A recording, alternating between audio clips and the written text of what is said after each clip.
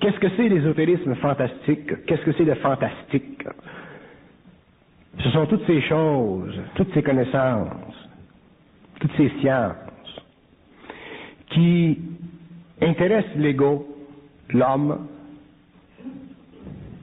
parce qu'il vibre encore au désir de devenir quelque chose, au désir de faire quelque chose, au désir d'être quelque chose.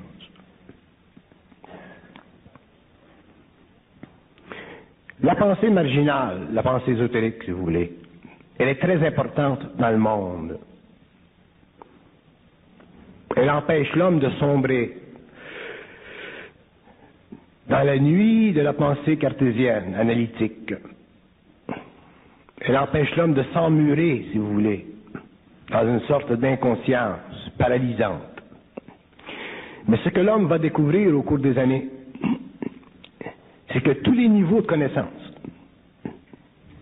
qu'ils soient cartésiens, analytiques, ou qu'ils soient ésotériques, ou spirituels, qu'ils soient des niveaux qui traitent de l'invisibilité, qui fascinent l'homme, même ces niveaux-là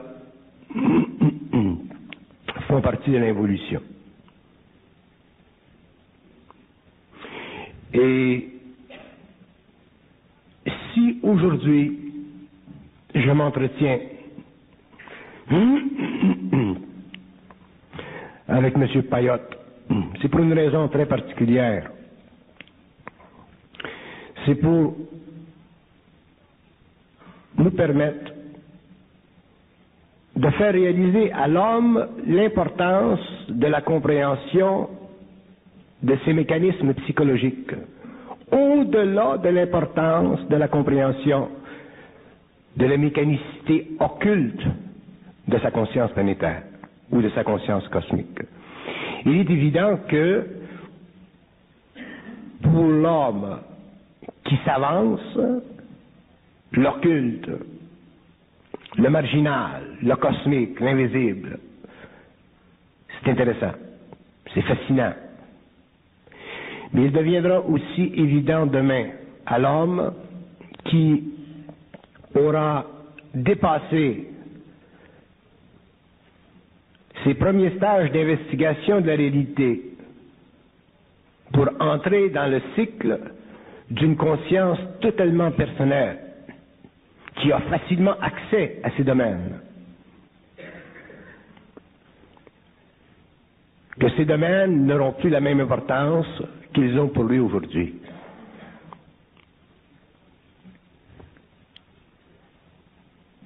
Je le parle d'expérience. Il y a un temps où l'on peut parler de certaines choses.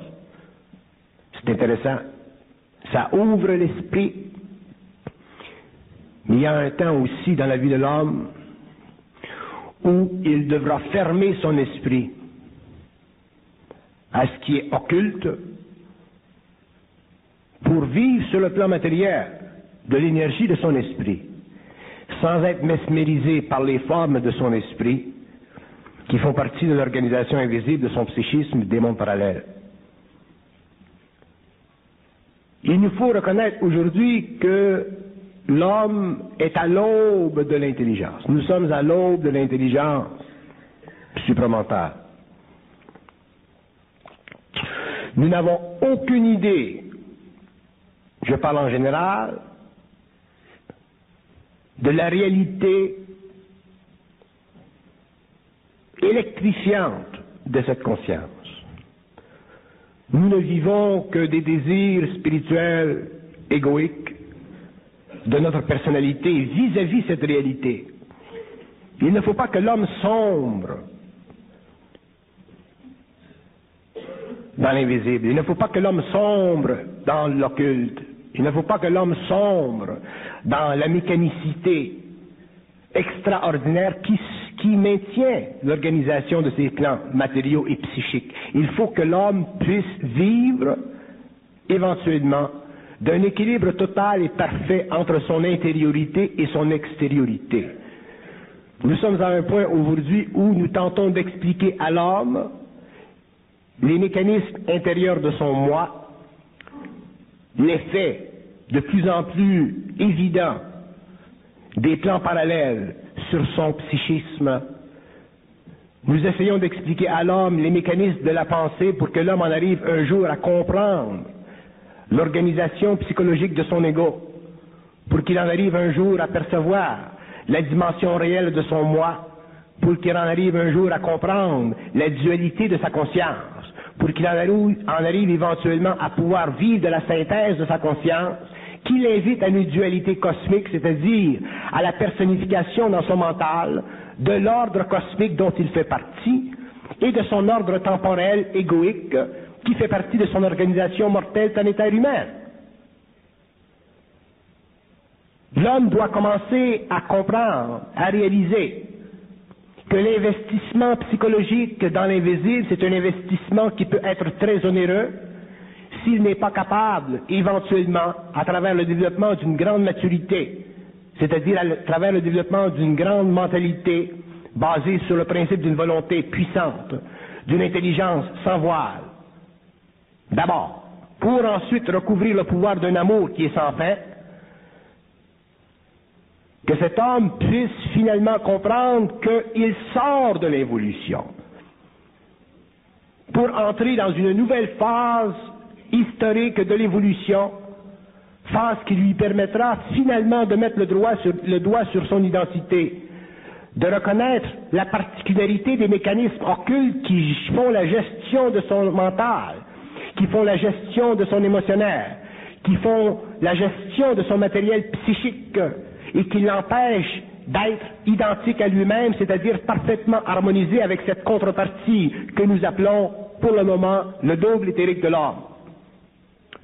Nous sommes aujourd'hui à la fin du XXe siècle à un stage qui coïncide sur le plan des grades à la petite école.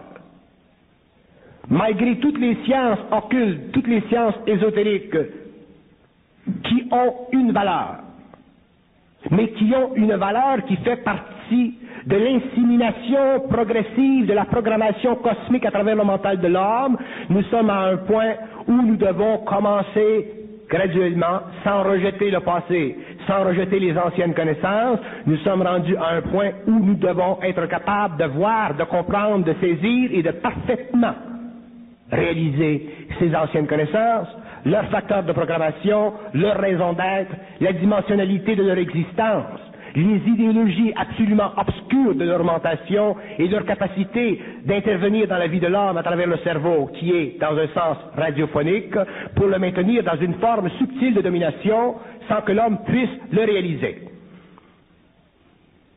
Si le cas n'était pas celui que je mets devant vos yeux, il y a depuis très longtemps que l'homme aurait ou serait arrivé à un niveau d'évolution supérieur, lui permettant de se décorporaliser, de dématérialiser sa matière et d'entrer en contact avec des intelligences qui font partie de l'organisation des gouvernements invisibles. Mais l'homme n'est pas dans cette situation. Il vient à cette situation. Il a accès à cette situation et la condition, elle est fondamentale, elle est finale. L'homme doit un jour, quel que soit son niveau d'évolution, quel que soit son niveau d'expertise dans la maîtrise des sciences occultes, quelle que soit la dimension psychologique de sa compréhension interne, vibratoire, spirituelle, ésotérique, occulte, métaphysique, l'homme doit un jour comprendre par lui-même que la réalité s'interpose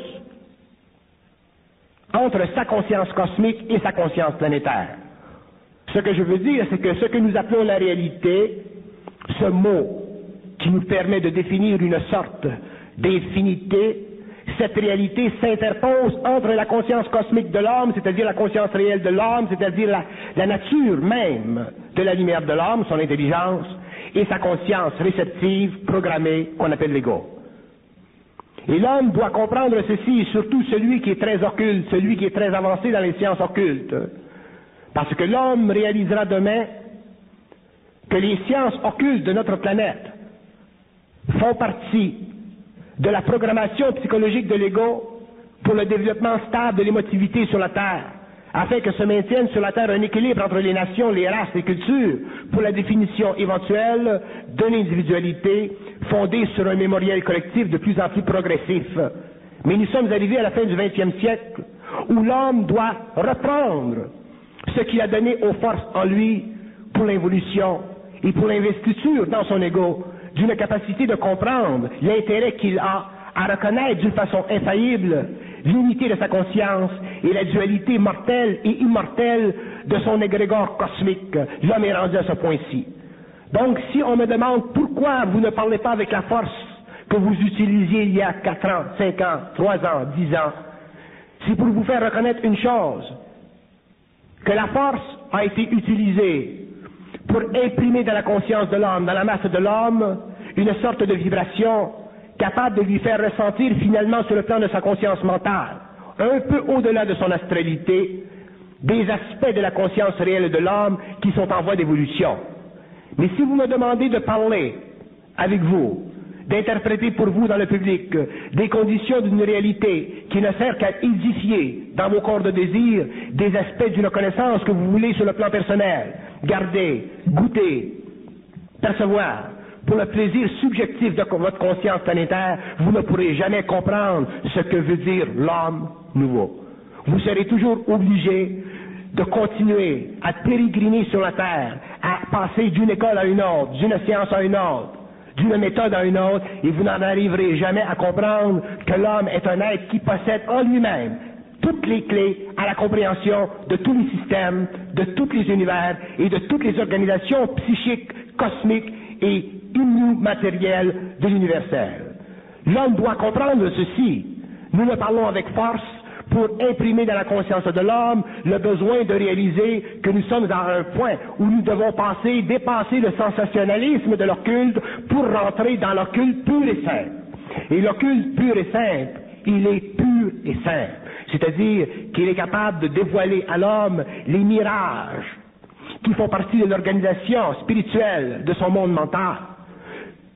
Monde mental qui a été pendant des millénaires assujetti à des gouvernements, à des mondes parallèles, qui font partie du mémoriel réincarnationnel de l'humanité, mais qui ne font pas partie de ce que nous pouvons appeler aujourd'hui le monde de l'intelligence, c'est-à-dire le monde de la lumière, c'est-à-dire le monde de la relation parfaite entre l'énergie et les neurones de l'homme. L'homme est arrivé à un point où il doit être capable de recevoir sur le plan vibratoire à travers ses neurones une quantité infinitésimale d'énergie capable de le catapulter d'une façon réelle vers des plans qui font partie de l'organisation universelle de son psychisme, mais non pas vers des plans qui font partie de l'organisation subtilement dominatrice des mondes parallèles, des mondes de l'astral, des mondes qui ont été utilisés dans le passé pour la conversion de l'énergie cosmique en énergie planétaire, afin que l'homme puisse, au cours de l'évolution, développer à la fois une matérialité, une vitalité, une astralité, c'est-à-dire une émotionnalité planétaire et une conscience mentale inférieure à sa conscience future. Donc, si je parle avec M. Payotte, si je réponds à des questions et que j'exploite et que j'éventre des questions pour donner au public une conscience quelconque, aujourd'hui, de la réalité qui se cache derrière les mots, derrière les paroles, c'est pour permettre que l'homme, une fois pour toutes, puisse cesser de se voir attiré, mesmérisé, hypnotisé par des paroles ou des sciences qui sont dites occultes, mais qui ne sont pas, pour l'homme, la véritable congrégation de l'énergie. L'homme doit en arriver à pouvoir savoir, comprendre d'une façon instantanée la différence entre l'occulte planétaire et l'occulte cosmique. Et lorsque le temps sera venu pour expliquer à l'homme l'occulte cosmique, je le ferai, mais d'ici à ce temps-là, il faut que l'homme soit suffisamment patient pour pouvoir commencer à dépasser le désir subjectif, personnel, spirituel, basé sur l'infériorité, l'insécurité de l'ego, qui le mène à vouloir goûter, manger de cet occulte qui, dans le fond, pulvérise son mental, lui empêche de bénéficier de sa conscience réelle et neutralise sa capacité mentale, volontaire, intelligente à voir à travers les illusions subtiles du monde astral. Donc, si je prends la parole pour quelques secondes pour vous expliquer ceci, je le fais d'une façon gratuite pour que vous puissiez d'une façon gratuite le recevoir. Si vous tenez à l'occultisme, à l'ésotérisme, dans la forme actuelle de ces conventions, vous serez obligé pendant toute votre vie de continuer à pérégriner sur votre planète, de vivre d'une expérience à une autre, qui vous amènera simplement aux confins du mouvement giratoire qui ne fait pas partie de la conscience cosmique de l'homme, mais qui fait partie de la conscience planétaire programmée de l'être mortel.